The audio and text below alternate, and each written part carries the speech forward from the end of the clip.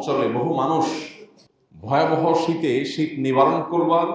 Minimum ব্যবস্থাটুকু, সর্বনিম্ন ব্যবস্থাটুকু পর্যন্ত মানুষের কাছে নেই। এই ভয়াবহ বাস্তবতা যখন